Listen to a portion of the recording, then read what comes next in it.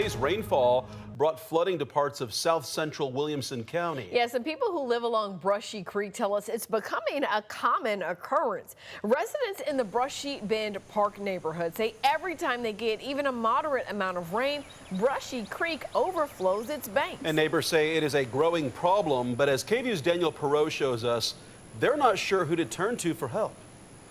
It's kind of terrifying to wake up in the middle of the night and there's water in your backyard. Don Darwin and his neighbors are no stranger to floods. It happens maybe every 4 to 5 years. But in the last few years, it started happening every time the sky turns gray. And if there's rain coming in the forecast, we're wondering, so how long is it going to take to get to work in the morning?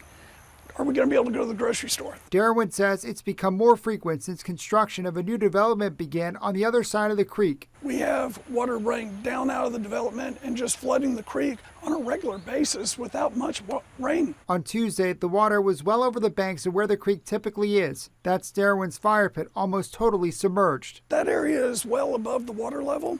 We're talking about eight and a half feet of water right now. According to the U.S. Geological Survey, between 7:45 a.m. and 1 p.m., Brushy Creek at I-35 rose just under 3 feet before falling. This low water crossing is one of the main ways in and out of the neighborhood. Residents say it doesn't take much to become impassable, which makes it a lot harder for them to get around. We have to go all the way out into almost Cedar Park to take Palmer to go down south if we're going towards Austin. The area is an unincorporated Williamson County. Darwin says when they ask for help, they're ping-ponged around because at this spot, Brushy Creek is a shared boundary between Williamson County and Cedar Park. Everybody that we reach out to says it's somebody else's problem. A county spokesperson says the development is ultimately under Cedar Park's jurisdiction. The county spokesperson says scenes like this at the low water crossing are nothing new and not due to the new development. To make way for the new development, crews cleared away trees and brush, which the county says could increase stormwater runoff during the construction phase.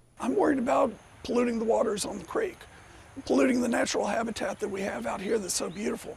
Darwin and his neighbors say they'll continue documenting what happens to the creek every time it rains, in hopes something will change so they won't have to be so worried every time gray clouds roll in.